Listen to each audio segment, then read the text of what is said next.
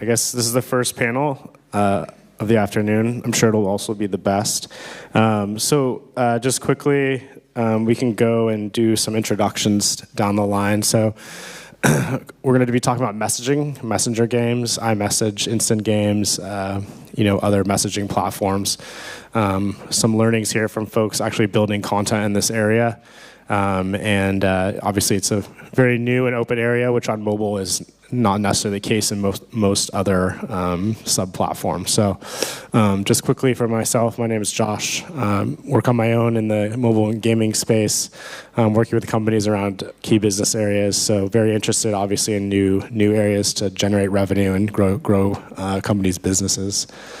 So Tung, let me pass this to you, let you get started. If you want to just do a quick intro and your role in your company. Hi, I'm Tang Nguyen, and I'm heading Spill Games since 2015. Spill Games is originally coming from web and still one of the main or leading game operator of game portals. And we're moving into becoming a mobile-first company, having enjoyed a growth of 250 million installs within the last 2 years, whereas more than 95% is coming organically from.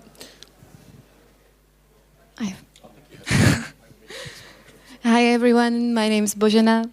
I'm CEO and co-founder of Gamey. Gamey connects friends in casual gaming challenges.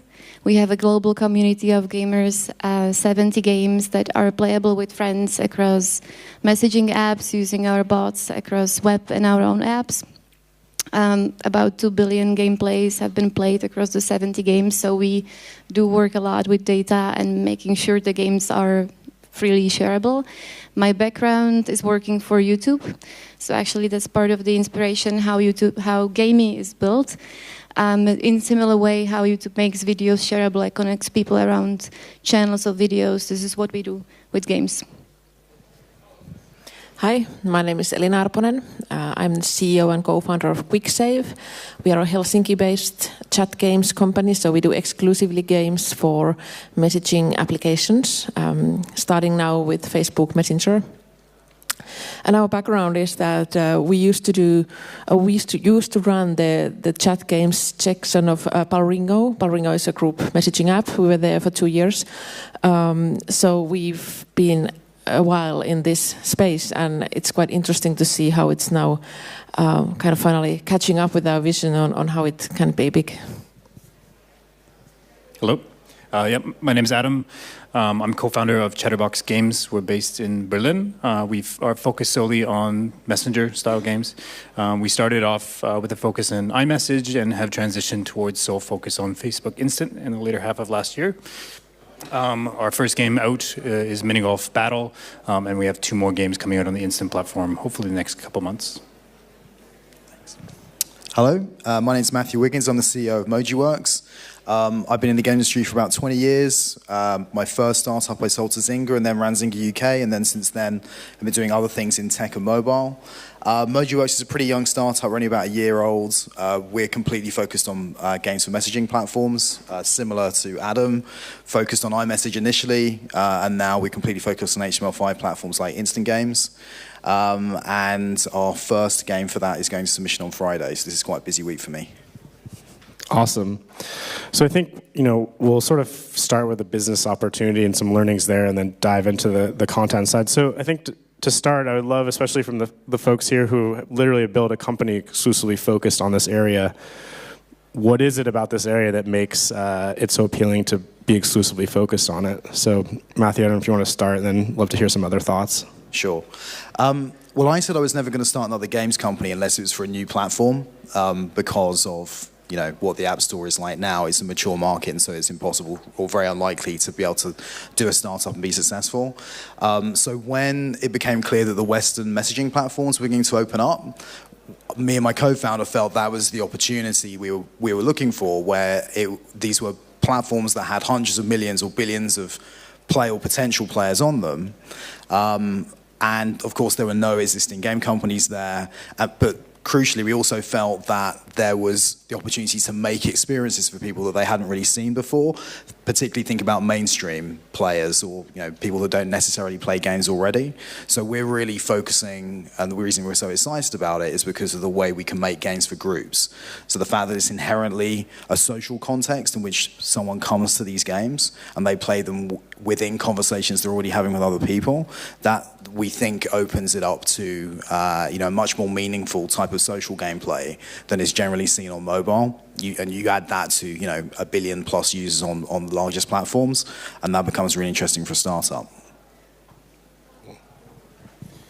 Yeah, I would agree very much with that. I think when my co-founder and I were taking a look at different business opportunities from late 2016, we were looking at the market and what different types of opportunities there were, right? And I think if you look at the way that mobile has matured to this point, right, I think the innovation just isn't there anymore. It wasn't exciting to me to be starting up a mobile games company in the climate that we're in right now.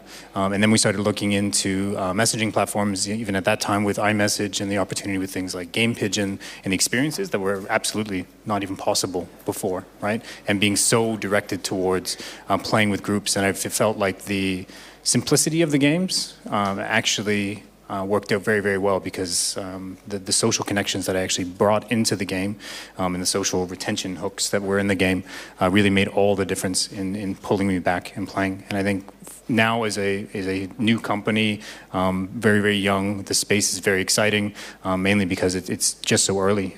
Taking on that brunt of a risk as an indie company is far more likely than, say, a regular sort of mobile company.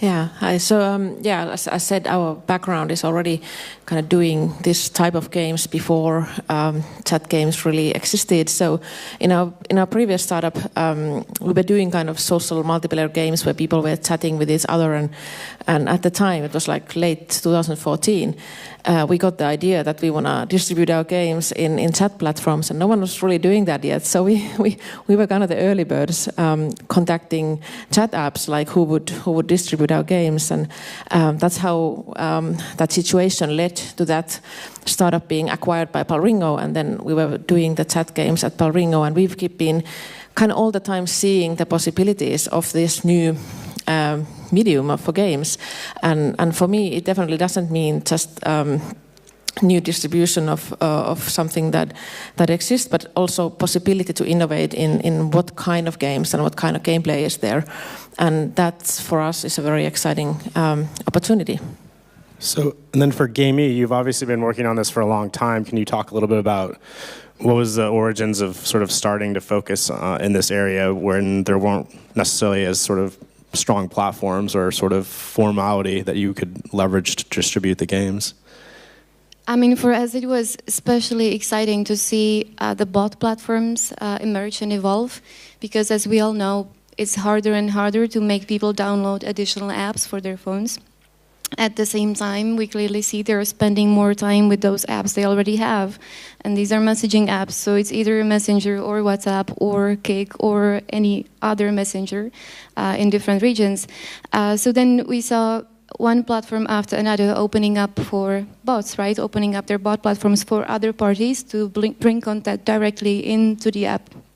And it started from customer service, and it was a big hype around it. So everything services or personal advisory, financial services will happen from bots. But actually the adoption took longer time because you're expecting some level of AI.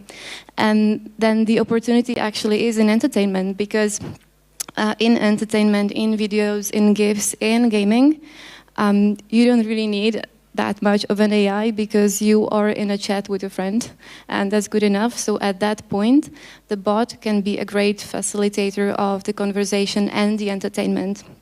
So most of our focus was looking really into the platforms, how the bot platform is structured, and using it to tap into the social graph, into the conversations, and connecting that to mobile web, where you can easily launch many games and deliver the content, in this case games, directly in a conversation.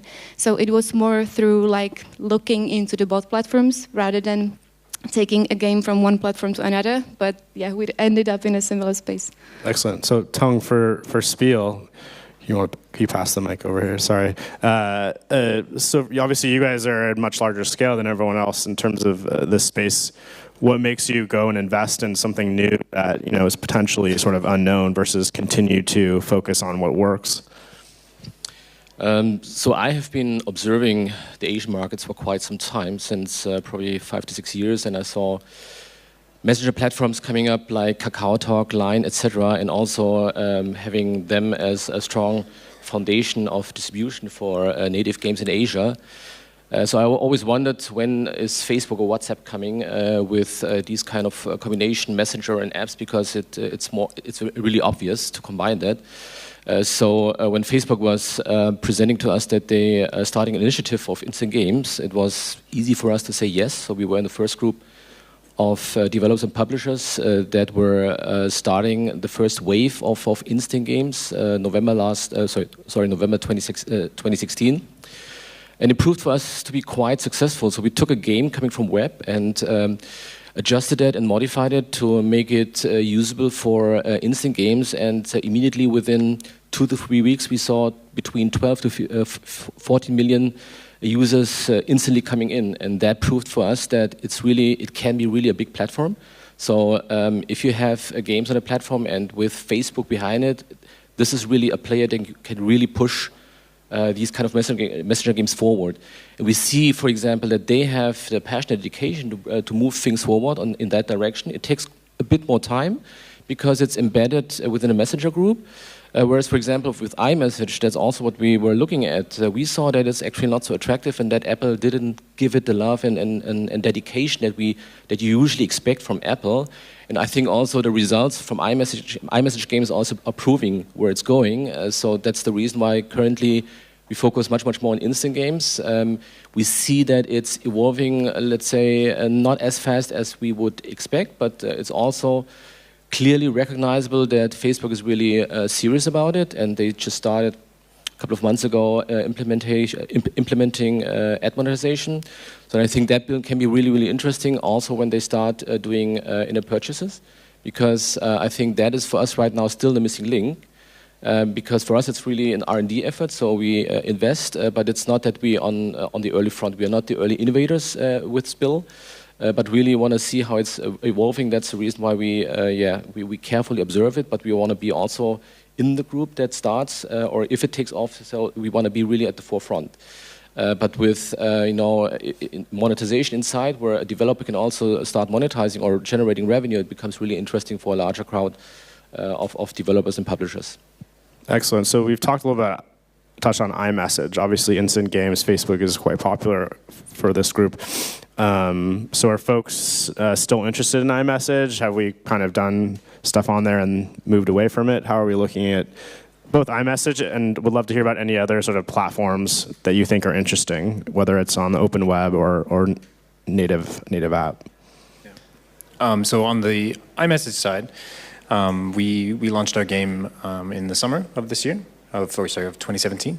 And from our perspective, I think what the killing point for us in terms of the platform was WWDC, where it was pretty obvious from the UI UX side that Apple wasn't trying to fix the fundamental issues with installing in the game, right? Actually trying to figure out the flow of sending the game to another player and then getting them to install it almost instantly. So Facebook, of course, obviously fixed that problem by going with HTML5 and instant. And in general, we found the retention to be better, the engagement to be much better, and the business model in terms of growth on the growth side, significant. So it was a no-brainer for us. In terms of the future, where other opportunities there are, of course, we'll keep our ears to the ground to see what happens with something like WeChat. That if other platforms open up and other platforms also have a focus on instant and a focus on HTML5, where we can port over our games rather than, say, rebuild them for a new technology, then it would be attractive to us. Yeah. Got it. I have a bit of a soft spot for iMessage because it was Apple's announcement of the iMessage App Store for iOS 10 that was really the thing that got me thinking about starting MojiWorks. And so we launched a very, very quickly developed game for iOS 10 that I think came out about 10 days after iOS 10 launched. And so we used that as an opportunity to try and understand what would potentially be happening with the Messenger platform. So first of all, really understanding about the audience. Now that worked really well for us, and we launched 2 games on iMessage overall. And those were designed as games that would give us a lot of knowledge. So we weren't really looking for traditional ROI from those, and particularly as a startup, really focused on what we think messaging is going to become over the next 2 or 3 years. That was fine. We had about 1.5 million downloads across the 2 rapidly developed games that we did, and we got a lot of data. But there was also various things that were weaknesses of the platform. So first of all, 1.5 million downloads is not the same as, how many do you say, 40? I think 13 or 14. 13 to 14 million on instant games for Spill. So in case any of you are wondering whether this might be an interesting platform in the future, I think very carefully about those numbers because it's huge. So we saw, not the same kind of scale as that, and there are also the challenges that Adam talked about, where I think it was great that Apple. First of all, Apple were the first company of big scale in the West to open up their platform, and that was great. But iMessage is a very particular kind of platform. So the first thing is, as I mentioned in the intro, I think one of the most interesting things, probably all of us would agree, is the fact that these are social platforms, and so all about people playing together. Of course, iMessage is only on one of the mobile platforms, so that immediately is a bit of a challenge for that model. The next thing is that iMessage, this is just from our data, is very US-centric. So in the US, I think you could actually build a significantly successful iMessage app. And the second app that we did, which was a kind of a take on 10-pin bowling, we actually had really good numbers in the US and really pretty high retention, like higher than you would expect to see from a standard mobile game. The problem is that it didn't work anywhere else in the world. So we actually got really good featuring in Russia as well, but we had no localization, and it turned out no one in Russia understood what iMessage was. So I was running around to our localization team, getting support replies done in Russian to try and explain how iMessage actually worked. And so that really told us that iMessage was about a very specific audience in a very specific place. Whereas instant games and I think the HTML5 platforms, as they open up, they're global. The opportunity there is global. So our goal is to be one of the leading messaging companies across the whole world. So that means Facebook, but it also means the Asian platforms as well. And that just gives us the opportunity, at least, for a degree of reach that we're not going to see on iMessage. Got it. And so for Gamey, so you're at this point exclusively focused on open web, or how do you look at these platforms versus having total freedom on the open web? We have also tried iMessage app, and we had very similar experience. Even though it was featured, I believe, worldwide, it didn't get the traction. It was mostly people didn't really understand what iMessage is, how to use it, the barriers of being on just one device, like iOS-based device, and also having to install it, having to send every single conversation like manually. It's just like there are so many barriers that at this point I think it's like really on Apple's side to make this move to improve it. Of course, we would like to see a bot platform in iMessages. I don't think it's going to happen anytime soon, but that would be really awesome to bring any HTML5 content through bots directly into iMessages. If there's anybody from Apple, you can take a note.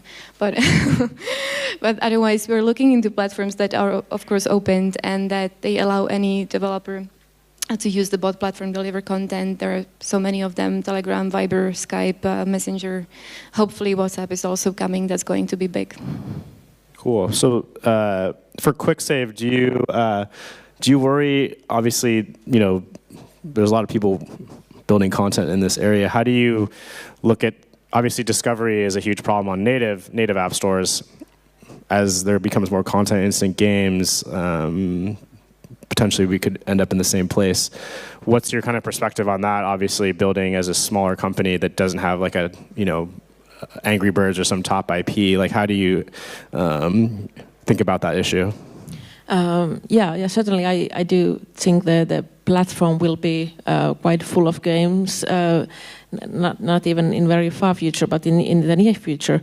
I mean, right now the discovery is helped by there being less games than in the App Store. But how I see it is that it's still a different type of mechanics that can kind of capture the audience. It's a very social platform. There's a very big viral potential. So just bringing existing game from App Store would need to adapt for that environment.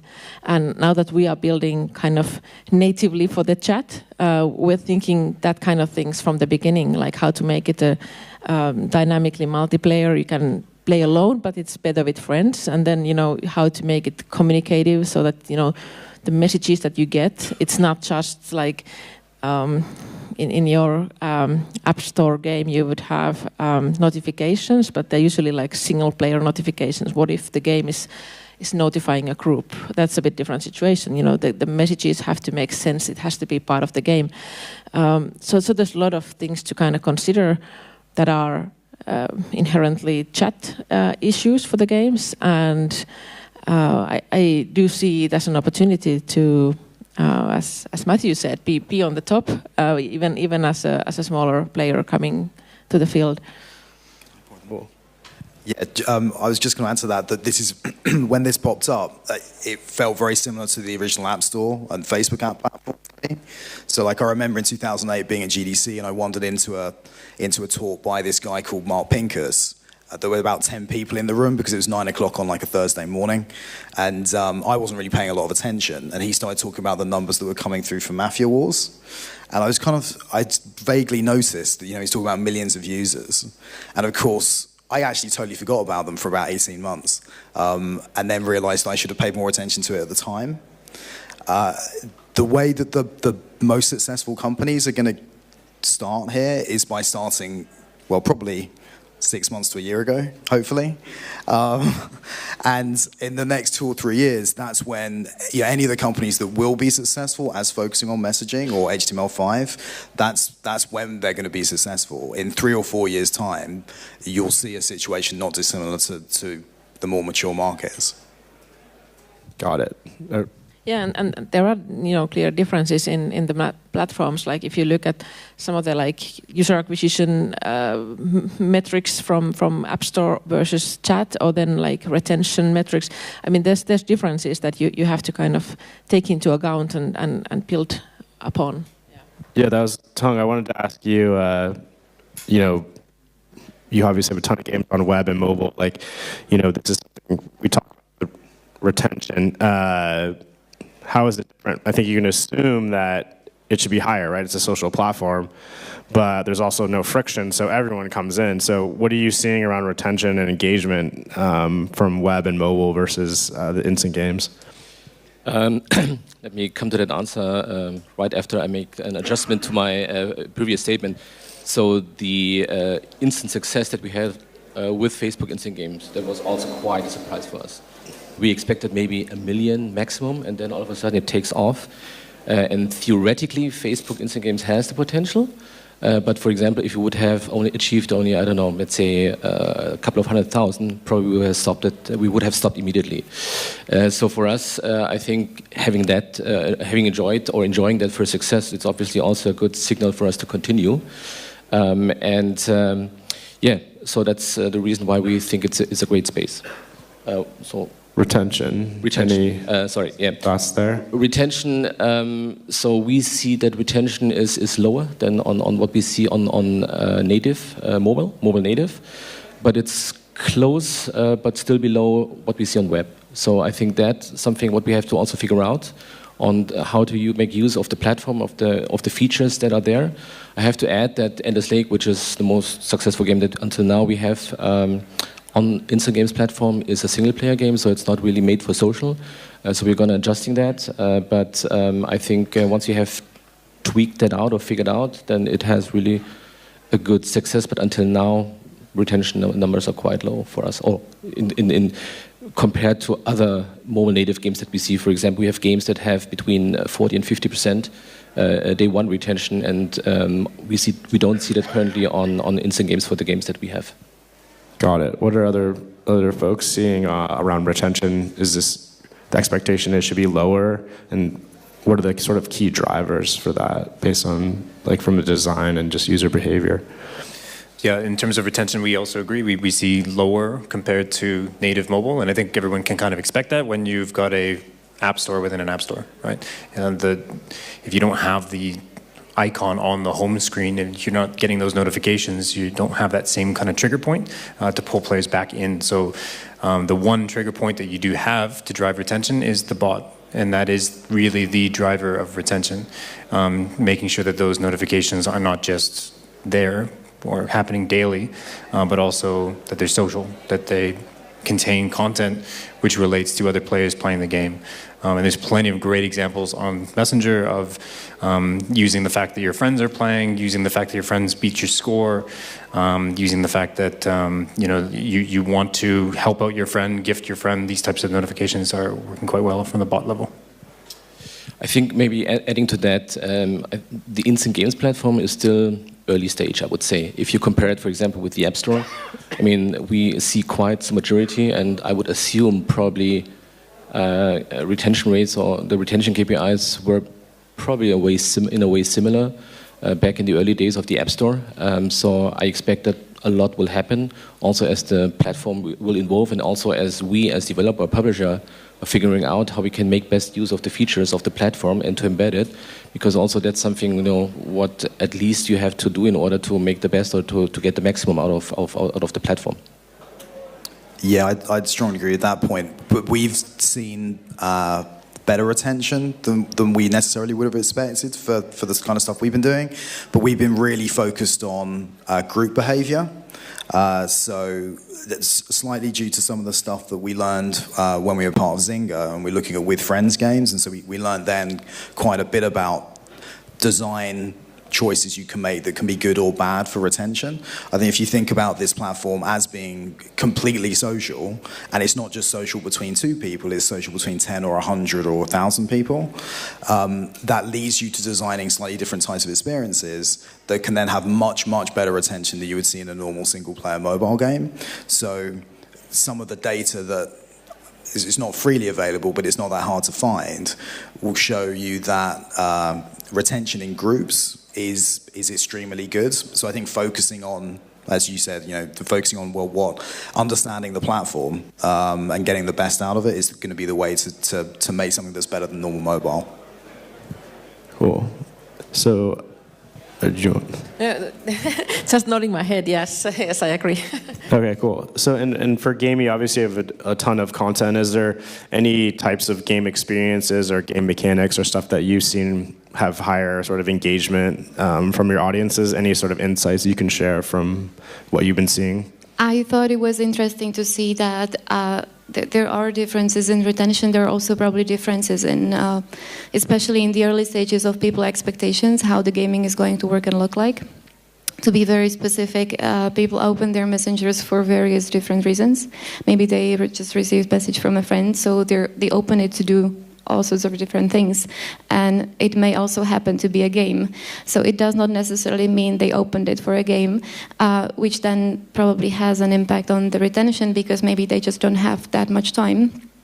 So that took us also to look into shorter different sessions or more closer to snackable type of content. So rather than building deep immersive gaming for chat, we looked into launching series of mini games that would fit those moments, those windows when people open the chat and they have minutes to play.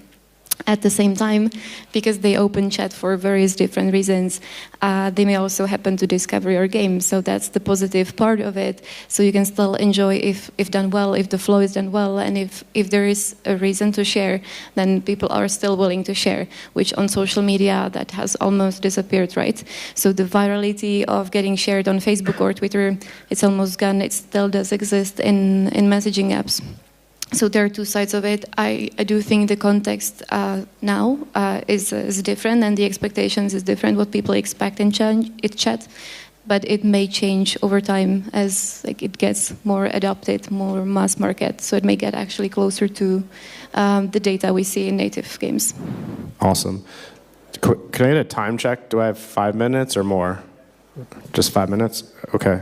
6 minutes. All right. So I want to jump into more of we're kind of moving in the direction of sort of content design and development. So we talked about designing around groups. Is there anything in the market that you've seen is really interesting or innovative in this sort of design and content design specifically for this platform? Is there any stuff that you're excited to explore around the content in terms of the design and feature set that you think will work really well on this platform? Okay.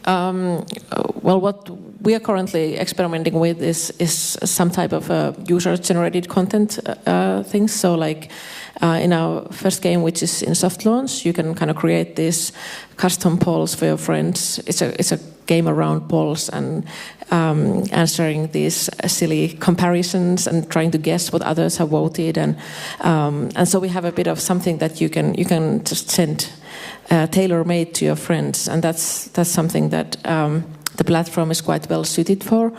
Another thing that we've seen, there's some kind of asynchronous multiplayer mechanics coming out. For example, in Everwing, that is in the platform, they have these group bosses where you fight against the boss. It's too tough boss to beat on your own, so you have to kind of enlist your friends to fight the same boss with you, and that's not synchronous. It's like asynchronously fighting together. So that kind of cooperative mechanics, I think that's going to evolve a lot more as well. Cool. Any other thoughts from folks? Yes. I have something kind of that's not interesting. Lockstep turn-based games are not interesting because each player can only be as engaged as the least interested player. So don't do that. I would be thinking about, and the stuff that really excites me are the things that allow players to play at their own pace but still play together. And that's really what we're focusing on. Actually, we were really inspired by a game that Alina and her co-founders made at Palringo, which was this pirate ship game, where it was really easy to play because what you were doing is you were just going in and kind of triggering actions to help out your friends as you were kind of journeying the seven seas to battle stuff, and thinking about those sorts of games where we can come together to achieve something that's probably competitive against all the other groups that are in the world. That's the stuff that we're really interested in. Yeah, thinking about it from a game design perspective, I would also mimic the same comments from the group play in Everwing, right, as one of the shining examples. And I think what I'd like to see happen is eventually get some group play that it is a bit more competitive, that players are going back and forth between each other in a chat, say betting on sports things or engaging in the group chat in a bit more competitive way. But currently what it looks like in terms of the best games currently on the platform are ones where the group raid feature is cooperative, and everybody's working to optimize their own rewards, right? And optimize their own progression, their own single player progression. So everybody is kind of working in their own game, but then the most beneficial path is one which you play with other friends. So that's kind of the best example now, but I'm looking to try to figure out how we can make things a bit more competitive in the future. Excellent. So wanted to touch on bots a bit more because I think this is really interesting, and some of the companies I've been talking to have been doing a lot. And I've heard things like where people actually more engage with the bots of the game than the actual game itself. For Spiel, are you guys looking at, have you leveraged bots at all on the platform, or how do you look at that? No? Not interested? Okay. Still at the beginning. Okay. And from gaming side, how have you looked at leveraging bots and how does that influence and impact retention for the game? What we see is 80% of the gamers in chat, they do play in groups. There's only 20% of people who want to play with the bot or engage only with the bot. So as I've mentioned earlier, the bot does really work best as like a facilitator of any entertainment among humans. So this is what we've seen working. And maybe adding to the question before, it's less design, it's rather technology, but it's super important. It's because we're talking mobile web, and we don't really want to do games only for the high-end devices on iOS in one market, right? We have to think about the size of the game and the loading time. And that does really limit the creative capabilities or what we can actually design in the game. So if you can get below 1 megabyte with a really cool experience, then I think that's a must. So the speed of loading does have a big impact on the success of the game. Cool. Yeah, I definitely agree on the speed of loading. It has to be fast. People people want instant games to actually be instant, and so it can't load long. But that being said, of course, you need to be technically savvy. You can do things on the background, and you can load more once the person is already playing. So, but you have to. It actually can be technically advanced. A lot of people think it's HTML5. It's easy, It's just, but you have to have technical capabilities. Cool. All right. So I want to get to questions. Is somebody ready to take questions? Yeah. Okay. Cool. So questions for the panelists. Really? Okay. One over here. Yeah, hi. At the Facebook games, when they're at their peak and you had a lot of game invites and you had a lot of what many people would class spam that took a lot of criticism. And then in the end, they slowly started to roll back from that. Do you think the Facebook Messenger games, especially the social multiplayer ones, you may get to a point, especially as they're on your mobile, which is a lot more personal, where you could just suddenly get inundated with game invites that might frustrate users? And can you see Facebook, if they learnt from the web days and they'll do something to restrict that, especially when there's a lot more games on the actual platform? Well, start with a kind of counter question. Like a lot of people that come to me as well and say that, is it too spammy? And then I ask them like, well, have you received any spam? I mean, it has been there for a year, the whole platform. How much spam have you gotten? And they haven't gotten much. So yeah, I do think Facebook is also doing it a bit differently this time. Yeah. Well, it's been quite hidden at the moment, hasn't it? The Facebook game, the instant games. Like a lot of people I know. Yeah, I think that's intentional. The button is there. It's not really hidden, but because people haven't heard about it, it hasn't actually been spamming anyone, too much. But it's something that the games also, when you're playing with your friends, you're usually playing with some of your friends, not your hundreds of Facebook friends. Yeah, I mean, I think that's intentional that it is hidden. My guess is that instead of starting with everything open, we're going to start with everything closed and slowly add. Sure, no, I was just, that's why it's not been spammy at the moment. Yeah, so I think they're going to be very cautious. So hopefully more will unlock, but it'll probably be a slow progression. Yeah, from what I know, is they're very careful about that, based on the experiences that they had during the Zinger times. So they really pay attention to that. But it definitely poses the danger that you can get overspammed, definitely. So also, I think we as developer publisher have some responsibility to not overdo it. Yeah, I think that's dead right. And I think Facebook have definitely learned from the last time. And so they're doing it in completely the other way. They're starting off much more restrictive, and there are various things, like they have a lot of control over that, and they're going to optimize developers who do a good job of that, because it's something they can very easily measure in terms of what happens after someone receives a notification. So we're not that concerned about users being turned off by that, because Facebook really, really care about the user experience. Yeah, especially with the Facebook spam stuff. It's actually very, very simple for you to turn off messages in any of these bots, and that's the sole kind of source for retention that we have. as a developer. So actually it's very much in our interest as a developer to not be spamming, because as soon as we do, we lose all connections to the player, and we can already see that in our retention. So I think Facebook's already set it up quite well where it's both restrictive and we get some transparency over when we're being too spammy. Are we done? More?